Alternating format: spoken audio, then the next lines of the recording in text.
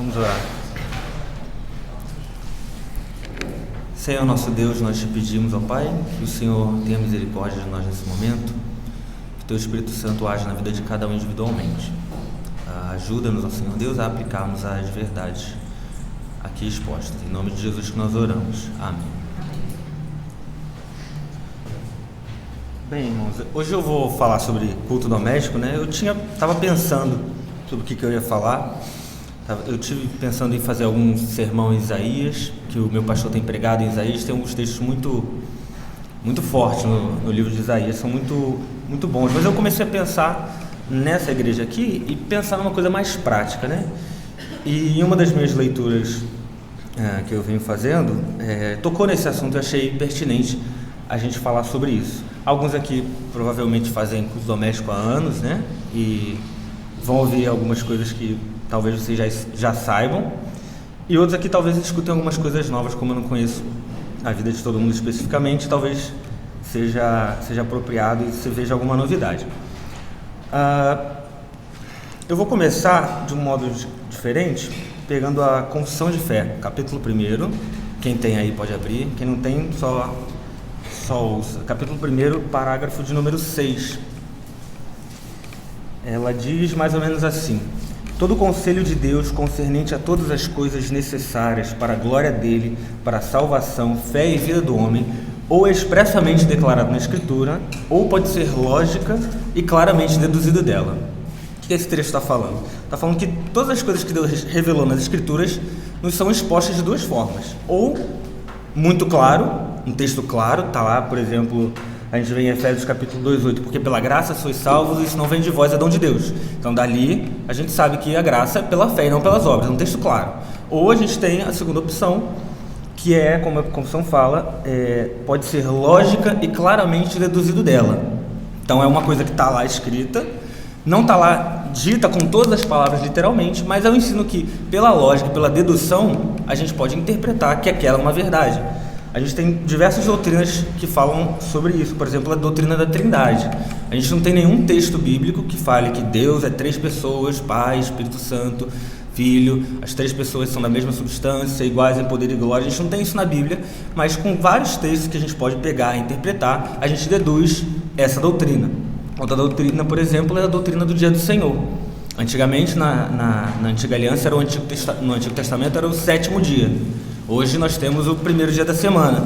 Então até uma rixa dos adventistas. Cadê o texto bíblico que fala especificamente que mudou do 7º dia para o 1º dia e tal? Vocês estão inventando e tal. Mas não é isso. É só que nem tudo na Escritura está lá, literalmente. E um desses assuntos seria, de certa forma, o culto doméstico. Não é um assunto que está lá claramente dito que todo pai de família, pessoa individualmente, tem que fazer o culto doméstico todo dia, lendo a Bíblia, orando e cantando, mas é algo que a gente pode depender dos textos bíblicos. Então, basicamente, esse estudo vai ser um pouco rápido. Vai falar, primeiramente, da base bíblica, onde a gente vê isso nas Escrituras. Em segundo lugar, vou falar dos benefícios do culto doméstico. Em terceiro lugar, vou falar algumas coisas de cunho prático, né? Como fazer e etc. Eu, como líder do meu lar, tenho pouco tempo de experiência, tenho só 3 anos de casado, então são apenas 3 anos liderando o culto doméstico. Mas eu fui filho por um bom tempo, né? E pela graça de Deus, meus pais faziam culto doméstico com frequência, então acho que daí a gente pode trabalhar. Uma coisa que eu acho que é importante falar também é que o conceito que a gente tem às vezes quando fala culto doméstico é só quando tem filho, né? Tem filho, vamos fazer o culto doméstico. Mas não, a partir do momento que você tem uma família, você tem marido, esposa, você já tem constituído uma família, logo um culto doméstico. E eu quero que vocês pensem também na questão da devoção diária. Então o que eu vou tratar aqui nos textos base, não só são textos incitando os pais a criarem seus filhos na disciplina de demonstração do Senhor, dar a eles leis e instrução, mas a nós como indivíduos. Então, se você, por exemplo, é solteiro, ainda mora com seu pai, ou se você é de uma família não crente, então é bom que você tenha isso, não necessariamente como culto doméstico, mas pense nisso numa devoção diária sua. Você sozinho lendo a Bíblia, você sozinho orando, você sozinho cantando. Eu vou abrir alguns textos aqui, peço que os irmãos acompanhem. O primeiro texto é Josué 24, 14 e 15. Esse texto é muito famoso, provavelmente alguém aqui deve saber de cor.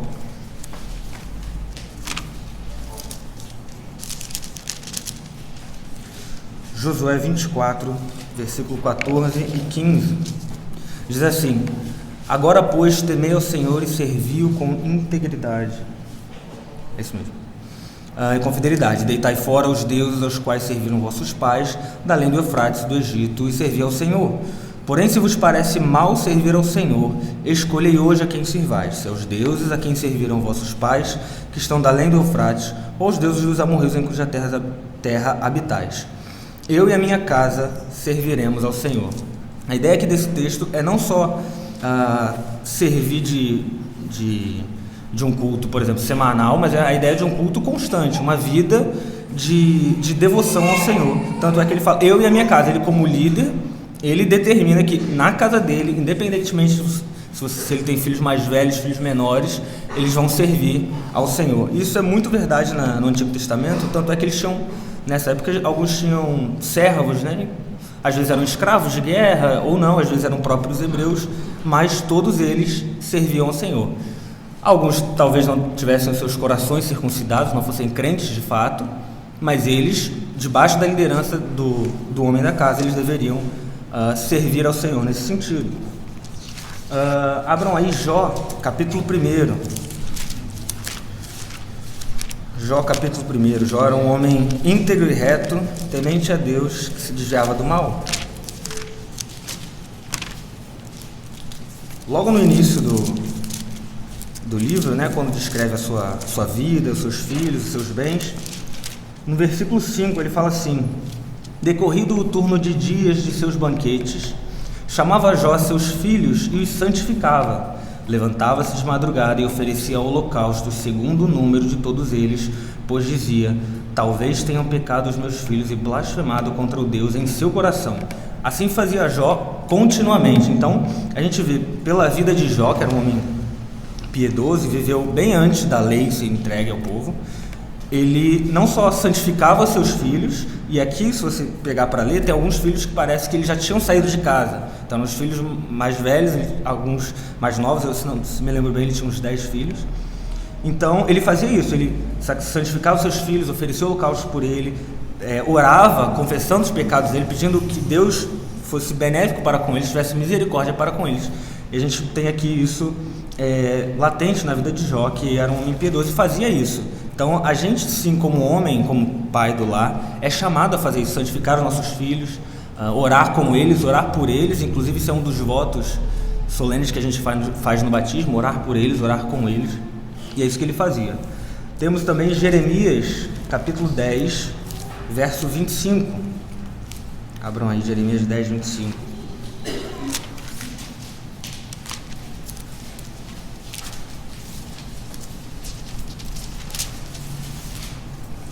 Diz assim: derrama a tua indignação sobre as nações que não te conhecem e sobre os povos que não invocam o teu nome, porque devoraram a Jacó e devoraram, consumiram-no e assolaram a sua morada. Aqui Jeremias está falando que a maldição de Deus está vindo sobre aqueles que não clamam a Deus. E alguns comentários que eu li, eles aplicam isso à oração diária, de não clamar a Deus. Então aqui ele está falando que aqueles que não clamam a Deus, aqueles que não oram, no caso, no contexto aqui de Jeremias, teriam sobre si derramada a indignação e a fúria de Deus, por não clamar a Deus diariamente, por não estar diante dele, clamando ao seu nome. A gente tem Efésios 6:4 também, texto bem famoso, que diz: e vós, pais, não provoqueis vossos filhos a ira, mas criai-os na disciplina e admoestação do Senhor. O pastor aqui já falou várias vezes desse texto, né, citando a disciplina e a admoestação como duas coisas que andam juntas: a disciplina física e a instrução verbal, algo que você deve fazer constantemente, como fazia Jó aqui, como a gente vê, por exemplo, no livro de Provérbios. O livro de Provérbios é o livro de um pai falando ao seu filho, né, e isso a gente pode aplicar a gente hoje. E sempre ele chamando o seu filho a estar diante de Deus, a andar nos seus caminhos, admoestando e falando para que ele ande nos caminhos do Senhor. Isso como uma obrigação do pai da família. 2 Timóteo 1,5, peço que abram aí, um exemplo aí do Novo Testamento. 2 Timóteo, capítulo 1.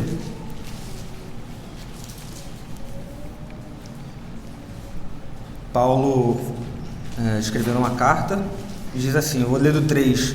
Dou graças a Deus, a quem desde os meus antepassados sirvo com consciência pura, porque sem cessar me lembro de ti nas minhas orações noite e dia. Lembrado das tuas lágrimas, estou ansioso por ver-te, para que eu transborde de alegria, pela recordação que guardo da tua fé sem fingimento, a mesma que primeiramente habitou em tua avó Lóide e em tua mãe Eunice, e estou certo que também em ti. Nesse caso, Timóteo, ele tinha um pai grego, o pai dele era grego, não era crente. Então a fé que ele tinha foi passada para ele da sua avó para sua mãe, da sua mãe para ele. E até peço que eu não vou falar muito sobre o papel da mãe especificamente, mas está incluído como os pais, o dever dos pais em liderar o culto doméstico. Mas é obviamente que nesse caso, por exemplo, quando o pai não é cristão ou a mãe é uma mãe solteira, viúva, divorciada, seja qual for a sua situação, é obrigação dela também repassar a fé para os seus filhos, ter um momento de devoção com os seus filhos e criá-los no caminho do Senhor. Ainda em 2 Timóteo, ainda falando sobre Timóteo e a sua infância, capítulo 3, versículo 14 e 15.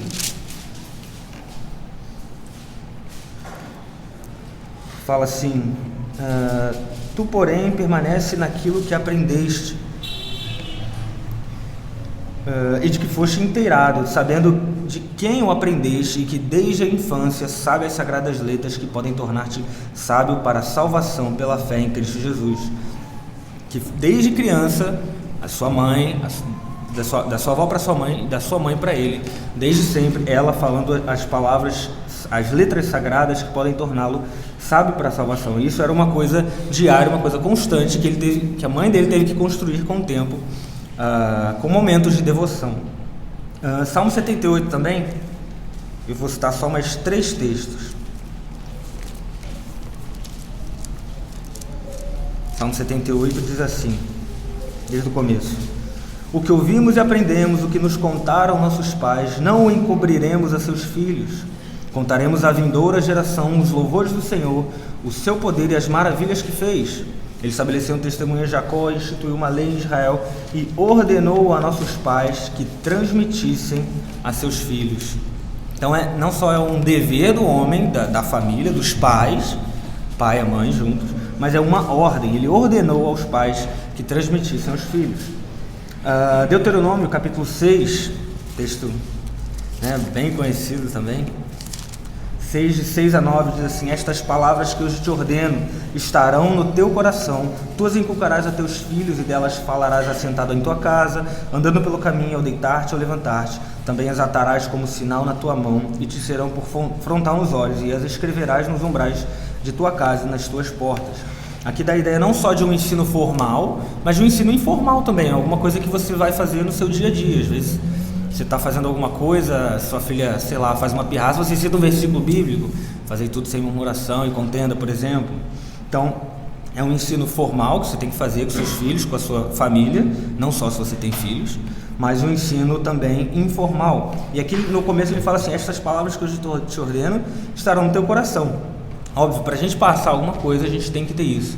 Então é muito importante que a gente tenha momentos de devoção individual, seja a gente casado, solteiro ou com filhos, né?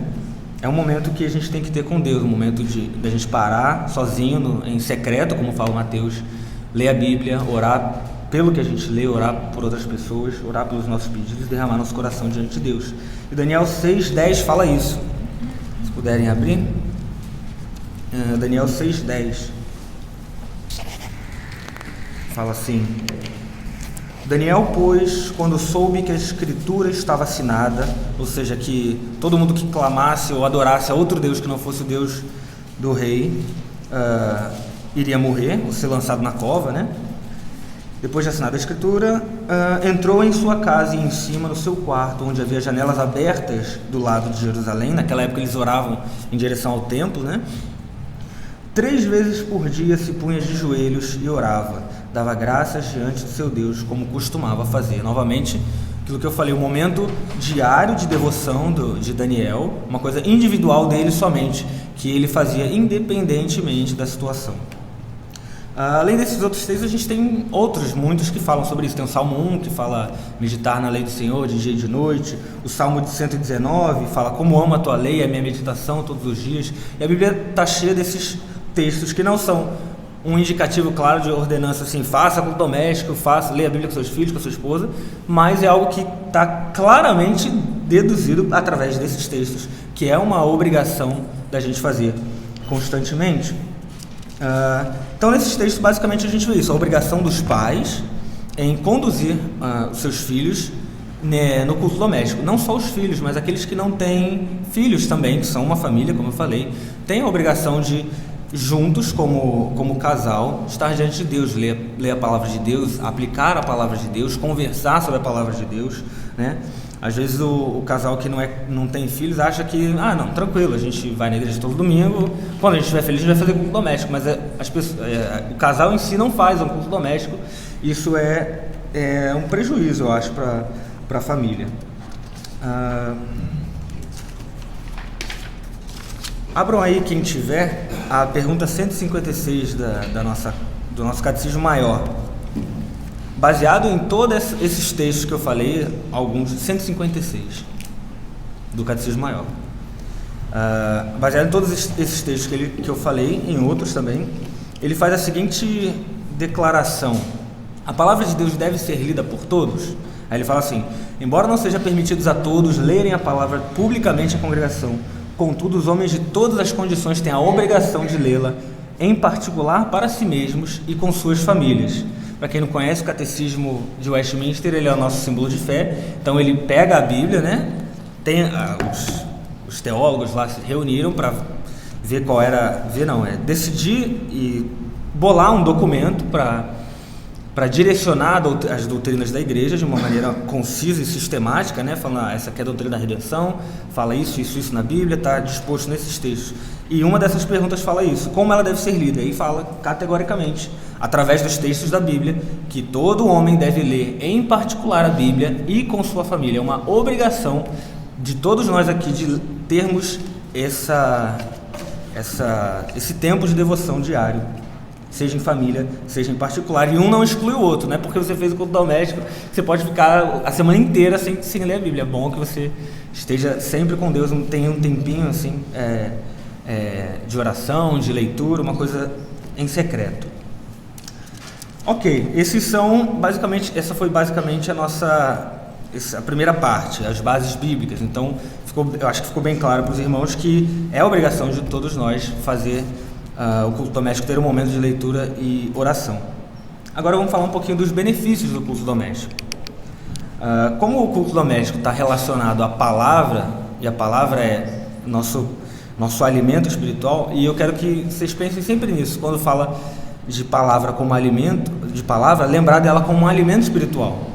E o pai da família é o provedor do lar, não só fisicamente, mas espiritualmente. Ele tem que trazer o alimento físico, botar sustento, comida na mesa, mas ele também tem que trazer o alimento espiritual.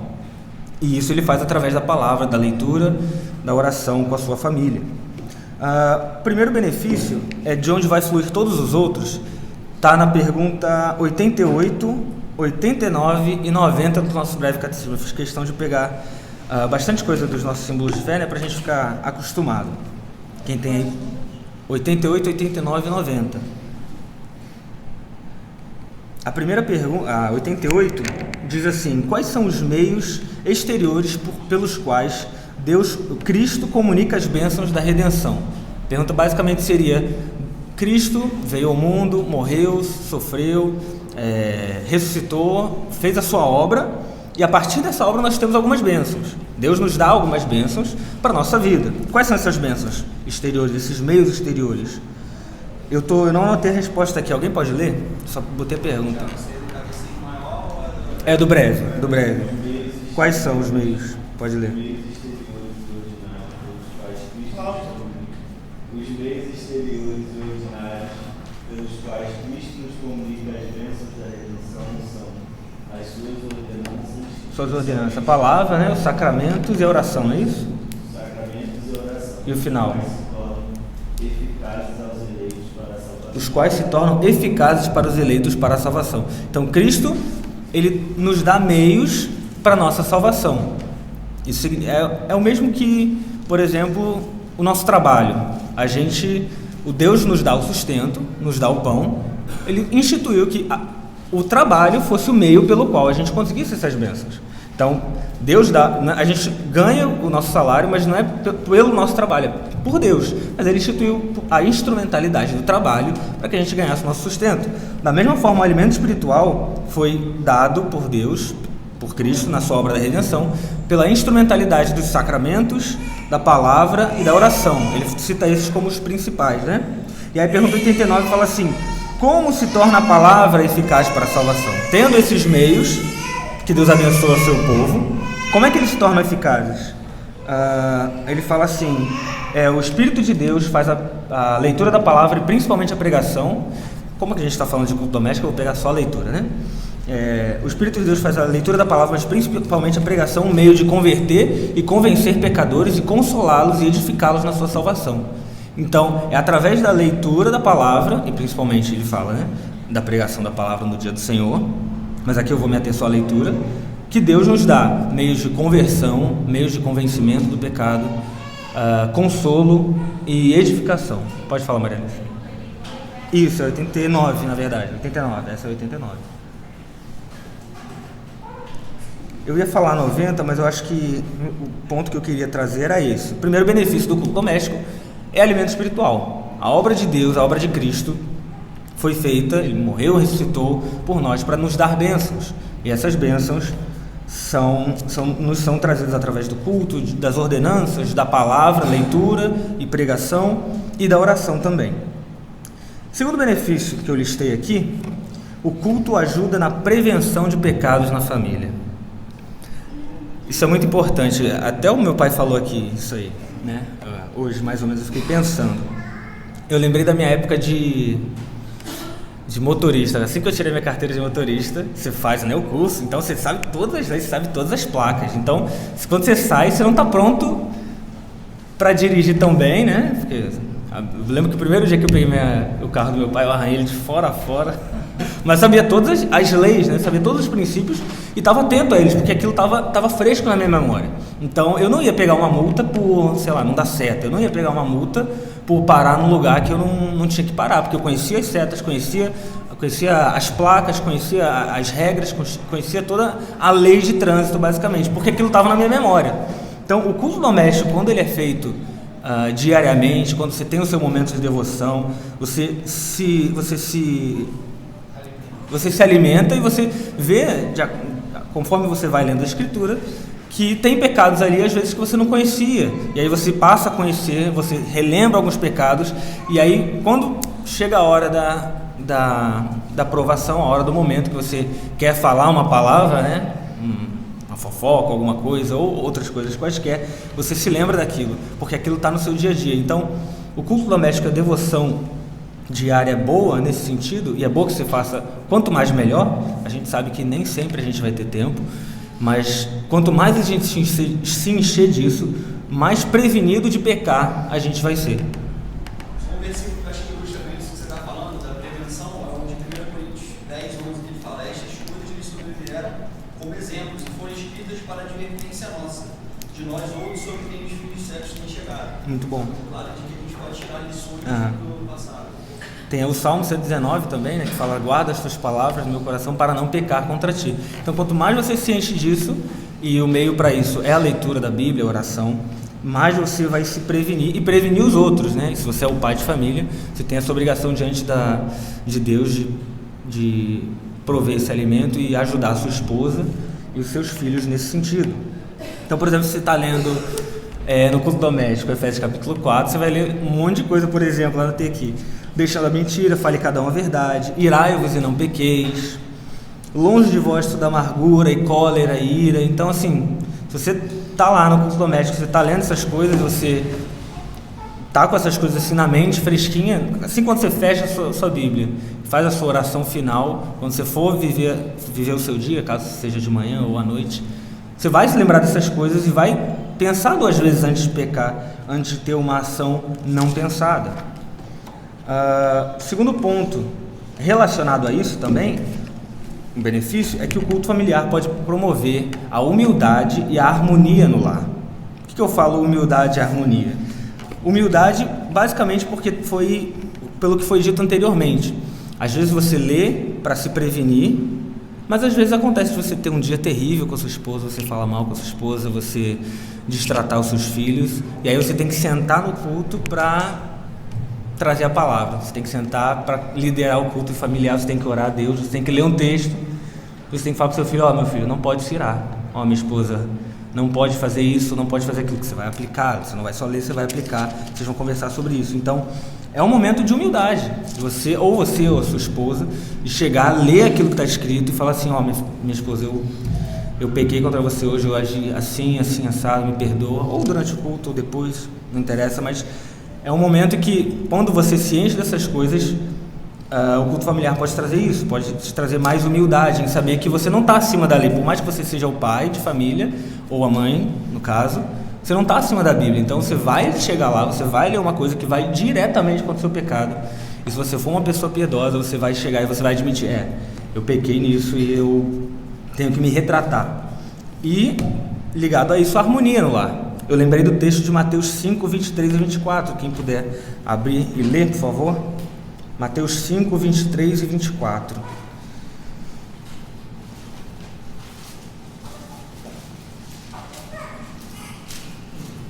Se, pois, ao trazeres ao altar a tua oferta, ali te lembrares que teu irmão tem alguma coisa contra ti, deixa perante ele, perante o altar a tua oferta, vai primeiro reconciliar-te com teu irmão, e então voltando faz a tua oferta.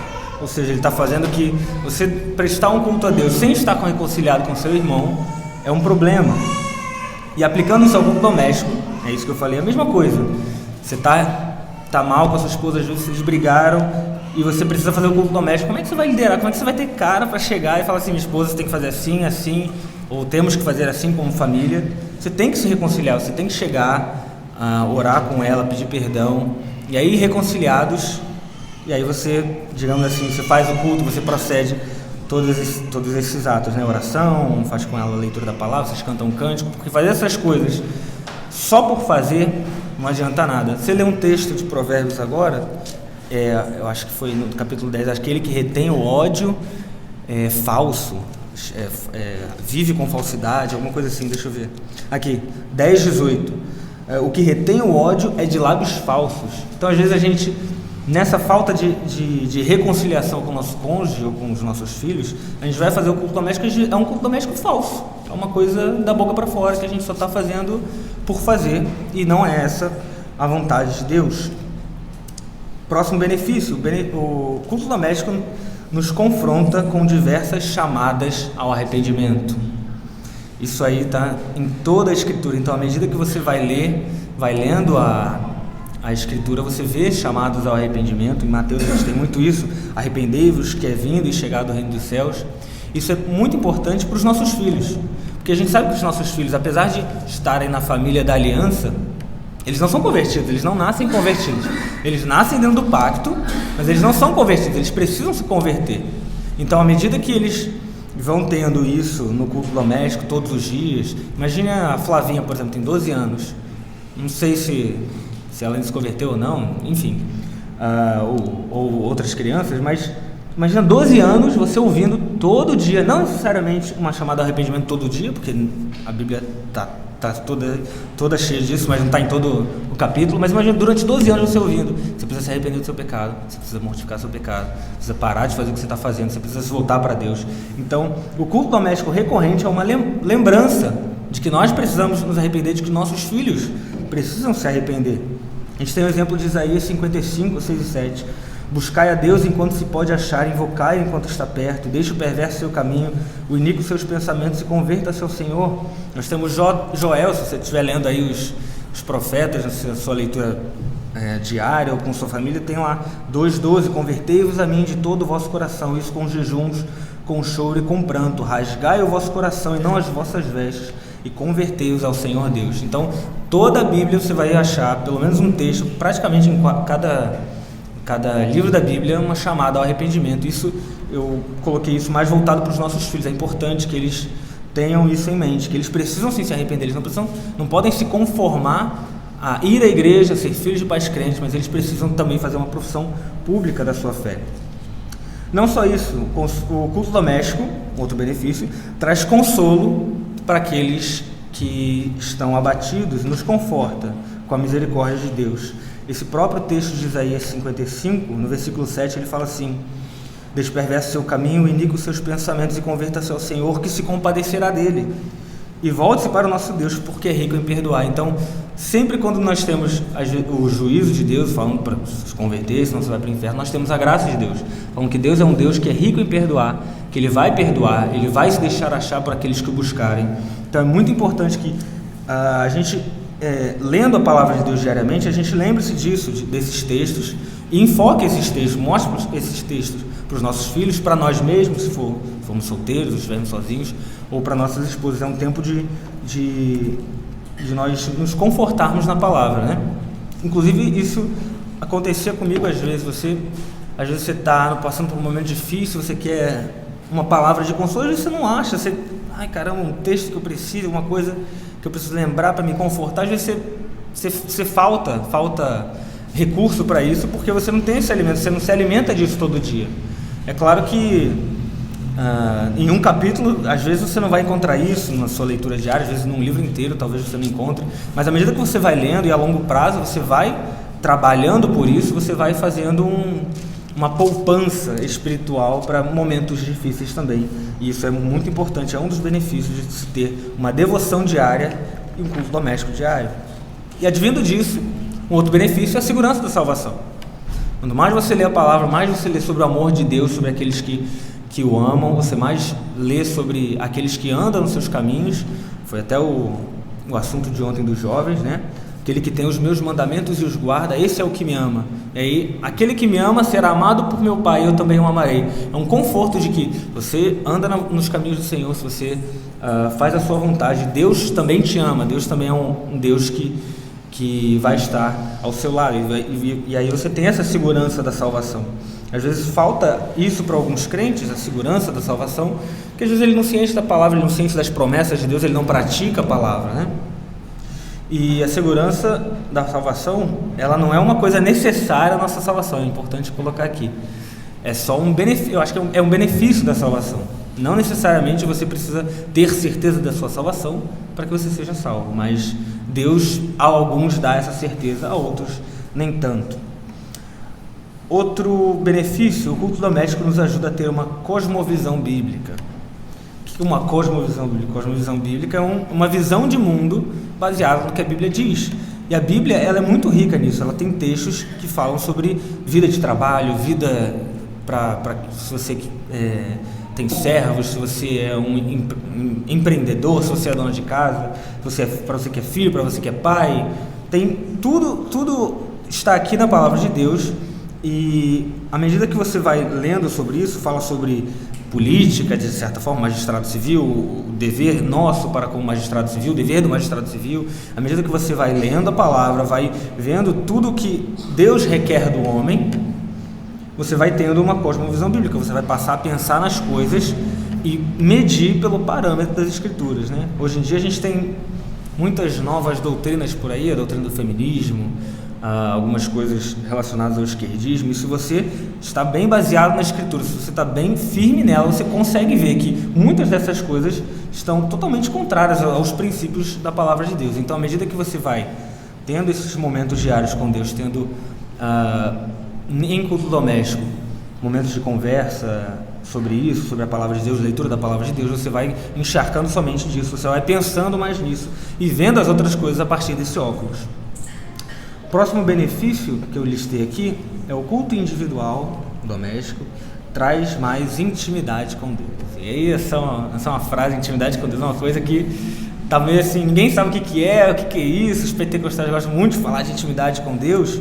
Quero que os irmãos abram aí, em João 15:14, o que é ser íntimo de Deus, ter intimidade com Deus?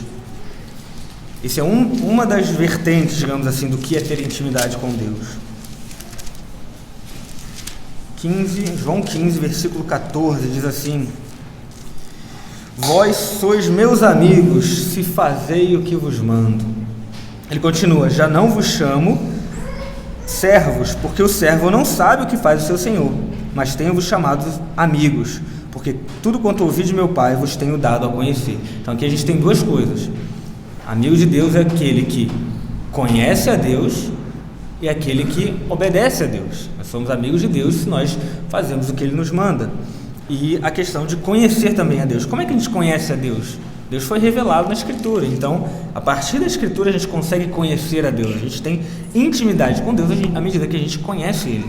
E assim nas nossas relações pessoais. Você que quem é recém-casado aqui sabe que depois que você se casa, você não conheceu muito bem a sua esposa. Você só começa a conhecer de verdade depois que você casa. Você está lá todo dia, que você tem mais contato com essa pessoa. E é isso que a devoção diária faz. A gente tem mais contato com Deus. A gente entende o que Deus... entende o ser de Deus, quem Deus é, o que agrada a Ele, o que desagrada. E Deus também, de certa forma, entende o nosso lado. Qual é essa via de mão dupla? É a leitura e a oração. A gente coloca diante de Deus essas coisas. Então, uma relação de intimidade com Deus é não só conhecermos a Deus, mas colocarmos diante de Deus as nossas petições, como um amigo faz com qualquer outro. Às vezes, você faz certas brincadeiras com certas pessoas que são íntimas que você não faz com outras pessoas, ou que você não fala, você deixa de falar, porque você não conhece aquela pessoa, você não sabe qual vai ser a reação.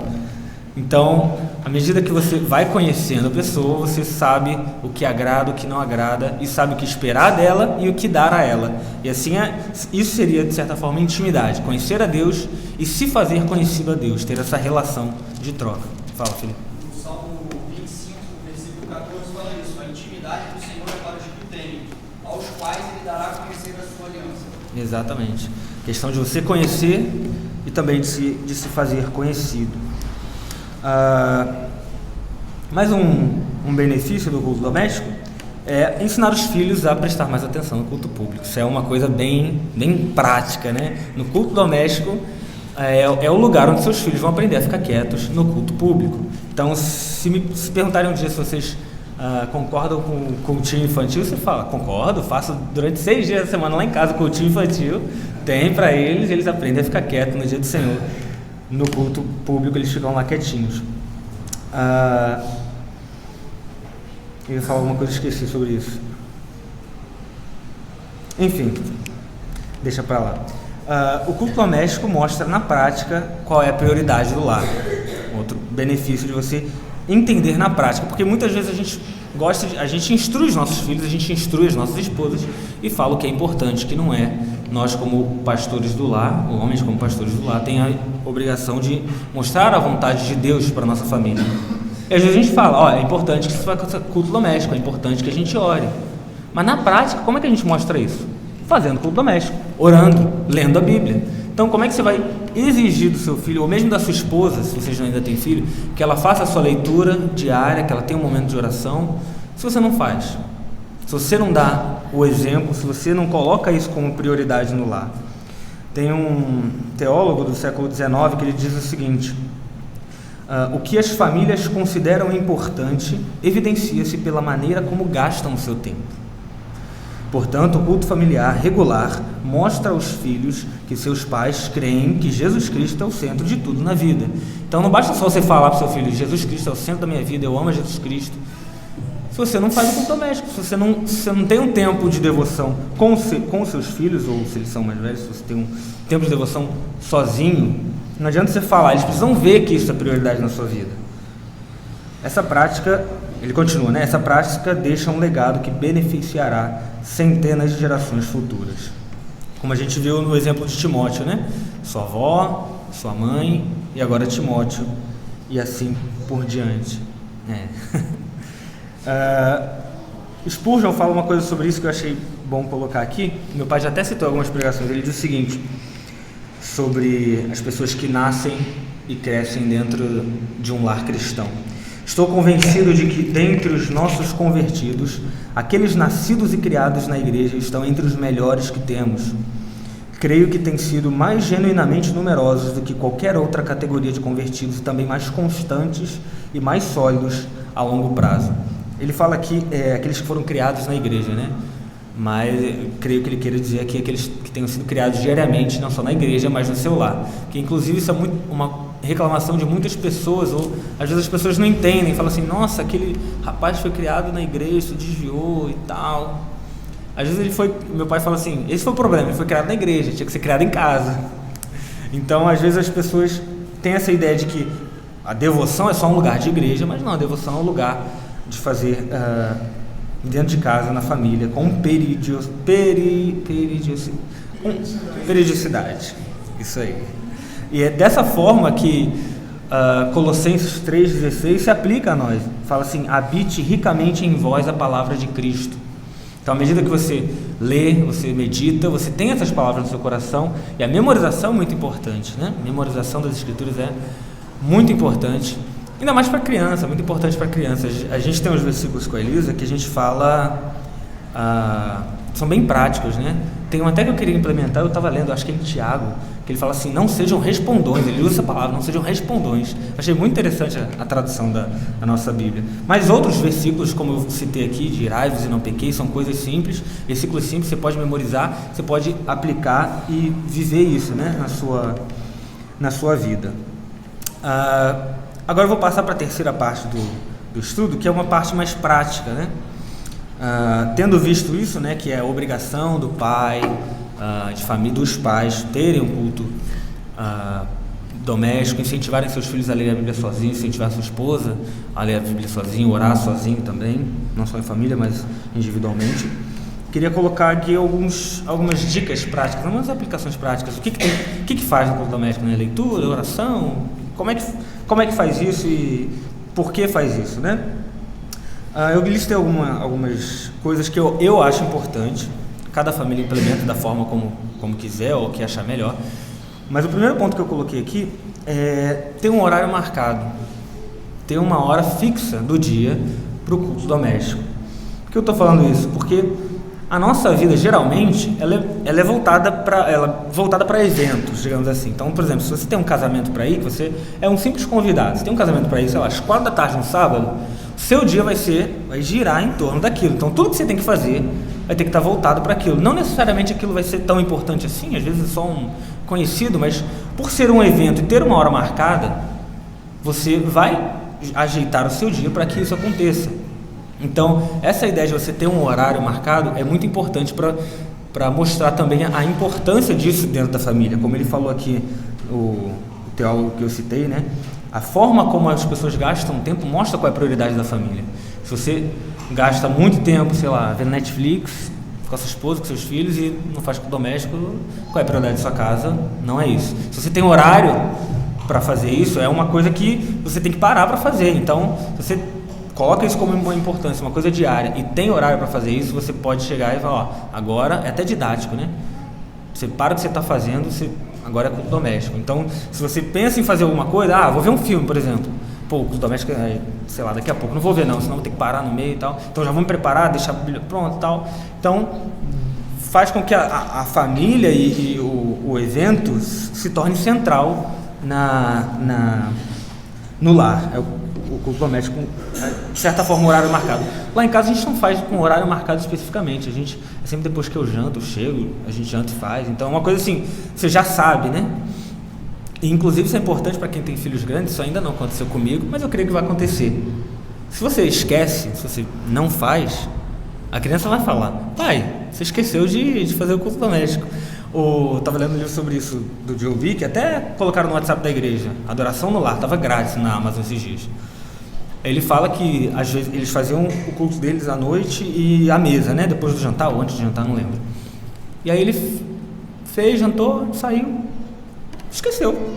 Meu filho falou, pai, você tá doido da cabeça? Você tá esquecendo do culto? E foi chamado pelo filho a atenção, porque ele não fez o culto doméstico na hora que deveria fazer. Então essa ideia de ter um horário marcado é didático, não só para os filhos, mas é bom para você se lembrar e não esquecer, né, de fazer isso diariamente. Às vezes a Elisa, depois de comer, Ela fala, escovar o dente, papai. Às vezes eu nem lembro que tem que escovar o dente, mas é uma coisa tão rotineira que se eu esquecer, às vezes ela lembra. Entendeu? Outra coisa que eu apontei aqui é fazer mais de uma vez por dia. Eu acho muito importante isso. Não é uma obrigação, né? Como eu falei aqui, quanto mais, melhor. Então, quanto mais você se encher da palavra diariamente, melhor. Se você puder fazer 2 vezes, 3 vezes, tá ótimo. Conheci um amigo que ele fazia, parece que uma vez, e teve um momento que ele ficou desempregado, ele fazia o culto doméstico 3 vezes em casa. Ele ficava de casa o dia inteiro, ou às vezes saía para procurar alguma coisa, mas ele fazia 3 vezes, ótimo, muito bom, parabéns. Ele estava desempregado e viu um momento de melhorar nesse sentido, já que ele tinha mais tempo. E nesse sentido é muito importante o papel da esposa, né, dentro do lar, porque a maioria do tempo o pai, que é quem deve dirigir o culto, ele está fora. Então a mulher vai passar o dia inteiro sem, sei lá, ler uma passagem na escritura com seu filho, sem falar um texto bíblico, sem mostrar ao seu filho alguma coisa da escritura, sem orar com ele. Então, nesse sentido, é muito importante que a mãe faça alguma coisa de manhã, né, e tal, e mais à noite a família reunida melhor. Inclusive, eu acho melhor, todos esses benefícios que a gente leu aqui se aplicam a isso. Se você tem todos esses benefícios que eu falei no culto doméstico, você vai querer fazer mais se você tiver tempo, né? Então, lá em casa, por exemplo, a gente faz uma coisa mais rapidinha para a Elisa, porque ela é muito pequenininha, e de noite, quando eu estou em casa, eu faço questão de ser um pouquinho mais longo. Inclusive era isso que eu ia falar aqui no benefício, né, de aprender a prestar mais atenção no culto público. É importante a gente ter esse equilíbrio de ouvir que aplica não provocar nossos filhos a ira, nesse sentido também de não fazer um culto muito longo, uma coisa que os nossos filhos não vão aguentar. Então tem que saber pegar um equilíbrio entre uma coisa rápida, que vai alimentá-los, e uma coisa às vezes, de certa forma, um pouquinho longa às vezes, para ele poder também se acostumar, aprender a ficar quieto, aprender a cultuar a Deus com todo mundo no culto público, né? Outra dica muito legal, uma coisa que a gente fazia muito lá em casa, quando eu era filho, era desligar tudo, desligar telefone, celular, mostrando também, isso é uma forma prática de mostrar que o culto doméstico é uma coisa importante. Às vezes a gente esquecia, aí ligava, sei lá, um membro da igreja, meu pai tinha que sair e resolver. E aí acabou o culto, né? Ou faz só com quem tem, ou não faz com todo mundo. Então, assim, se você se prepara para isso, você desliga o celular, tira a notificação, deixa no silencioso, sei lá, desliga a campainha, se você consegue fazer isso, para aquele momento ser o momento em que a família vai estar reunida. Isso é didático, mostrando que, na prática, que aquilo é importante. Então, não só você vai falar, meu filho, isso é importante, beleza, mas se mostrar na sua prática que isso é importante, vai fazer mais efeito na vida do seu filho. Eu estou com pouco tempo aqui, então eu vou correr um pouquinho. Agora eu vou falar sobre cântico, oração e leitura da palavra, basicamente. O que ler? Obviamente a Bíblia, né? Então, é importante que a gente tenha um plano de leitura. Por mais que, às vezes, com a família, você não vai conseguir fazer um plano de leitura, de ler a Bíblia toda em um ano, é importante que ela leia, que a criança tenha contato com o Antigo e Novo Testamento durante um certo período de tempo, para que ela conheça, como diz a nossa confissão, todo o conselho de Deus, para que ela tenha a ideia do todo da palavra, Antigo e Novo Testamento, profetas, época do sacerdócio levítico, Cristo, ressurreição, etc. Então é importante você ter um plano, que você siga esse plano. Tem gente que usa livros devocionais, que são muito bons também, mas é muito importante que se leia a Bíblia em certo período de tempo. E símbolos de fé, é muito importante a gente ter também o hábito de ler os símbolos de fé, porque eles são a sistematização daquilo que a gente acredita. Então, por exemplo, você não vai conseguir fazer uma leitura com a sua família em um ano da Bíblia inteira, por exemplo, imagino eu pelo menos eu acho que eu não conseguiria na minha família. Então, se você tem uma leitura, por exemplo, recorrente dos símbolos de fé, os símbolos de fé é a Bíblia enxuta nas principais doutrinas. Então, se você pelo menos consegue fazer uma leitura dos símbolos de fé, às vezes só do catecismo, da confissão como um todo, do breve, é muito importante, porque isso vai dando doutrina para o seu filho, vai dando alimento para o seu filho, por mais que ele não leia a Bíblia toda, muito curtinha, às vezes ele não se lembre, tendo os símbolos de fé, isso vai ajudar muito. Importante na hora da leitura também, é um pouco básico, né? Quem já faz culto doméstico aqui vai falar, tranquilo, mas é bom falar. Explicar o texto. Ler o texto, explicar para o seu filho, mostrar para ele o que está sendo dito, quais são as aplicações. O pastor Vitor Ximenes, que esteve aqui, uma vez ele falou, nunca esqueci, fala assim: faça perguntas ao texto básicas, assim, o que ele revela sobre Deus, o que esse texto revela sobre a pessoa de Jesus, qual o pecado que ele proíbe, qual a virtude que ele exalta. Então são coisas básicas que em qualquer texto às vezes você consegue ver, você não precisa entrar no texto mais difícil, né?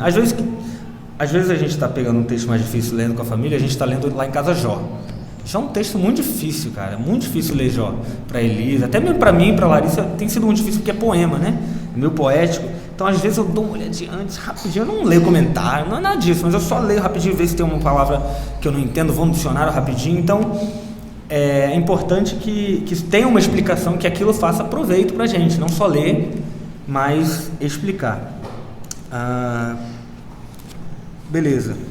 É importante também, anotei aqui, fazer relação com o culto que a gente tem na igreja. Muito importante que durante o culto doméstico, com nossos filhos ou com a nossa esposa, caso você não tenha filhos, vocês façam algumas ligações ou se lembrem do que está sendo dito no dia do Senhor, pela pregação da palavra. São 2 pregações aqui por domingo, né? Então é muito importante que tenha isso relacionado para que a criança se atente mais também no culto e aproveite mais também o alimento que ela recebe no dia do Senhor. E nesse sentido, né, pensando em instruir tanto para o pai e para a mãe, mais ainda é importante que eles tenham esse momento de devoção individual, ou às vezes ler um livro juntos como casal, depois que as crianças vão dormir, para eles terem esse tempo de entender a palavra de Deus, para aplicar juntos, ter uma unidade de ensino dentro de casa, né? Porque às vezes a mãe vai ensinar uma coisa, aí às vezes chega o pai e fala: não, está tudo errado. Então é bom que eles tenham esse tempo de leitura e meditação juntos, né? Ou às vezes eles não conseguem se sentar juntos, é muito ocupado, mas ler o mesmo livro juntos, separadamente, depois discute sobre isso. Então isso vai fazendo com que a família respire e viva a palavra de Deus todo o tempo e não fique gastando seu tempo às vezes com coisas desnecessárias que não agregam em nada. Cânticos, vou passar agora mais rapidamente. Importante cantar músicas, obviamente, com doutrina. Nosso louvor a Deus tem que ser uma coisa racional, né? O nosso culto a Deus tem que ser uma coisa racional, então nós temos que louvar de acordo com a palavra, e isso é muito importante para conhecermos também o nosso Deus, mostrar para os nossos filhos que é importante cantar com um entendimento, cantar louvando a Deus, é como se fosse louvar é isso, né? Você elogiar, você engrandecer a Deus, você fazer isso com entendimento, entender o que você está cantando, cantar boa doutrina é muito importante. Uma coisa que eu até tenho falhado lá em casa, eu tenho colocado muito cântico com a Elisa, que a gente cantava aqui, alguns salmos e tal, mas é importante que a gente faça os nossos filhos aprenderem os cânticos que se cantam na igreja local, obviamente para a criança conseguir acompanhar os cânticos o quanto antes no culto público. Sobre oração, eu estou com o tempo um pouco apertado, mas eu vou pedir só um pouquinho da atenção dos irmãos, uns 10, 15 minutos. Oração, tem uma frase do Matthew Henry que ele fala assim: se você puder encontrar um homem vivo que não respire, também poderá encontrar um cristão vivo que não ore. O que ele está falando aqui é que se você é cristão, você tem uma vida de oração, você deve ter uma vida de oração, em família, principalmente individualmente também. Então a oração é uma parte do nosso culto doméstico, da nossa devoção diária. Importante para quem tem filhos, né? Como eu falei, não provocá-los a ira, não fazer uma oração, né, super gigante, etc. Ser breve, objetivo, mostrar quais são os pontos que você tem que orar e também ser didático nisso. As crianças aprendem com o que a gente ora. A oração do Pai Nosso é um grande modelo para a gente aprender como orar, não só para a gente decorar a oração do Pai Nosso, que é bom também, mas entender o modelo, né? O nosso breve catecismo da pergunta 98 em diante fala sobre oração e trata a oração do Pai Nosso como um modelo, um parâmetro. Então, Pai Nosso que estás no céu, santificado seja o teu nome. Então você engrandece a Deus, começa a sua oração agradecendo a Deus, pede o pão de cada dia, pede perdão pelos pecados. Então aquele é um modelinho que você pode usar, às vezes bem breve, para ensinar ao seu filho como ele deve orar. Então como é que você ensina o seu filho como ele deve orar? Você fala com ele, mas você também ora com ele. Então ele ouvir a sua oração vai ser importante para que ele saiba como orar. eu coloquei aqui, não usar de repetições frívolas, né? Alguma coisa assim, meio, aquele linguajar meio batido que a gente sempre faz. Mas dependendo da idade é até bom, sabia? Porque a Elisa, por exemplo, ela repete a nossa oração certinha. Às vezes ela fala as mesmas coisas sempre, porque às vezes a gente procura restringir o vocabulário para ela aprender, né? Então acaba que ela aprende mais rápido porque ela tem algumas repetições que ela sempre faz. Importante também, assim como na leitura, a gente tem um plano de oração também em família. Porque é aquele momento que você consegue, você se aproxima mais de todos os membros da família, você tem mais contato com as suas necessidades. Então é aquele momento de você chegar para sua esposa: ô meu amor, como é que foi o dia? Tem algum motivo que a gente tem para orar por você? Alguma coisa específica? Ou seu filho, se ele já for mais velho, se está na escola, vai fazer uma prova. É o tempo de vocês sentarem junto, conversarem. Isso até é um canal que vai se abrindo, né? Se você conversa com seu filho, ora com seu filho, você vai ter um canal mais aberto, ele vai ser mais aberto para você, vai ter a liberdade de chegar: mãe, passando por um momento difícil e tal, vamos orar por isso no culto doméstico. Então é um momento para você orar com eles e mostrar que você se importa com eles. Você orar com seu filho, falar, colocar diante de Deus as petições dele, mostra que você está se importando com ele na prática, né?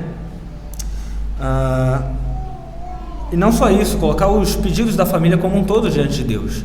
Nisso você ensina uma coisa muito simples para o seu filho: a depender de Deus. Então, se você tem um plano de família, por exemplo, de se mudar, vou morar em outro país, quero um novo trabalho, vamos orar, família, nosso objetivo como família, sei lá, sair de férias, preciso juntar um dinheiro, vamos orar por isso. Então você coloca diante de Deus e você depende de Deus nisso, você mostra que você depende de Deus. Quando você pede umas coisas simples, né? Você mostra a sua dependência de Deus. E não só isso, mostra que você tem que ser submisso à vontade de Deus quando essas coisas não acontecem. Então, você tem um plano de oração, é muito bom por isso, porque você fala assim: nossa, a gente orou pela moça aqui e ela se recuperou. Olha, minha filha, Deus ouve as nossas orações. Olha, meu filho, Deus ouviu o que a gente está falando. Preste atenção e tal. Ele vai começar: Deus existe, né? Deus não é uma coisa só que a gente joga oração e pronto. Não, a gente orou pela moça, ela melhorou e tal. Ou não, ou Deus não ouviu a nossa oração, a gente queria juntar dinheiro para as férias, não conseguimos. Minha filha, nem sempre que a gente pede para Deus, Ele dá. A gente costuma falar de palavrinha mágica, né? Por favor, palavrinha mágica. Eu sempre ouvia isso quando era criança. Às vezes a Elisa quer alguma coisa, ela: por favor, papai. Tá, mas não é só porque você pediu por favor que eu vou te dar, não, minha filha. Ela pensa como se fosse assim: pedir por favor, você tem que me dar. Então é isso, sabe? É um momento da gente aprender que a gente depende de Deus, e para a gente ser submisso à vontade de Deus quando Ele não dá. E isso é ensino para os nossos filhos, mostrar não só na palavra de Deus: meu filho, temos que depender de Deus, confiar em Deus, mas não, a gente orar, ver que Deus não atendeu as nossas orações, falar: meu filho, Deus não atendeu, nós não podemos ser insubmissos a isso, nós temos que aceitar. É assim. Não só isso, botei aqui na questão da oração, orar pela igreja local e pelos membros da igreja local. Isso é muito importante, que os nossos filhos e nós mesmos tenhamos em mente os pedidos da igreja local e de cada um. Não só isso, mas uma coisa que é muito importante também, a gente falar para o nosso irmão que a gente está orando por ele. Isso é muito importante. Às vezes ele está passando por uma coisa e às vezes ele fala assim: ora por mim, sei lá, pelo meu trabalho, pela minha vida. Você: tá bom, eu vou orar. E aí você bota um dia na semana assim: vou orar por ele toda semana. Você ora por ele toda semana. E aí você chega pro seu irmão: meu irmão, estou orando por você e tal. Isso é muito bom para você saber que outra pessoa está orando por você, está se lembrando de você. Isso não só estreita os laços nisso, como você vai querer saber. Então, por exemplo, se o cara pediu oração por um concurso público: vou fazer um concurso, ora por mim. Tá bom. Você ora, vai orando durante a semana e tal. Aí você encontra ali na próxima vez e você fala assim: como é que foi o concurso? Então você tem mais esse laço com ele, você vai orar por ele, você vai querer saber mais dele.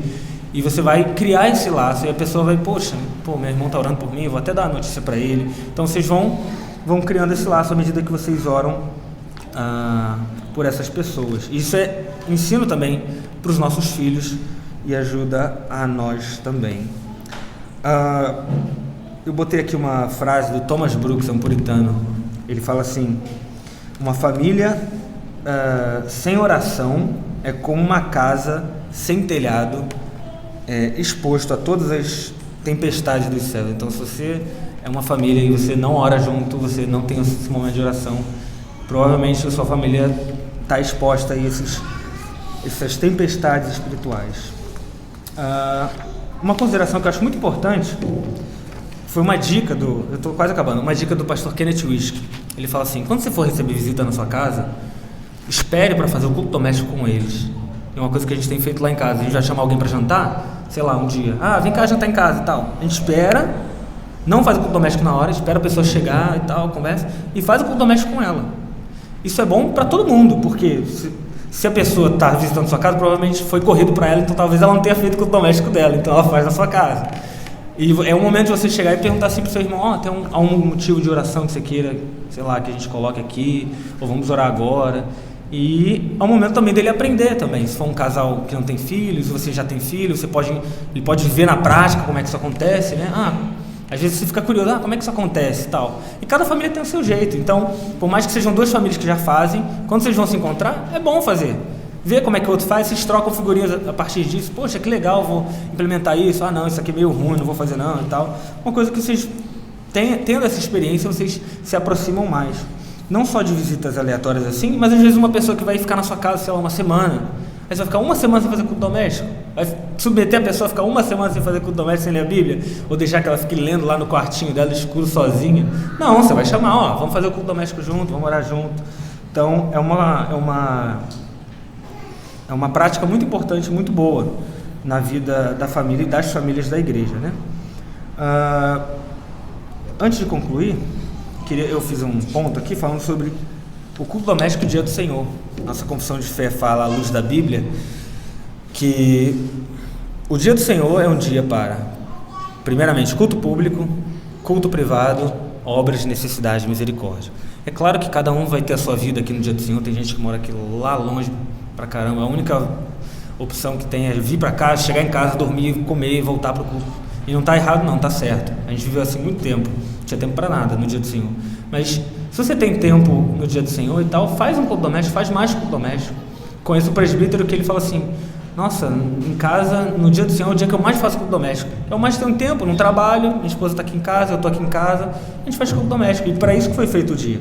E você também às vezes é solteiro e tal, está em casa, mas não vai trabalhar, tem tempo para ler um livro que você não consegue ler durante a semana, ou ler mais a Bíblia que você não consegue fazer durante a semana. Então o dia do Senhor também é dia para isso, além da comunhão com os irmãos, etc.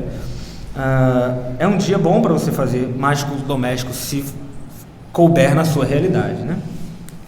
E para concluir, irmãos, só algumas considerações.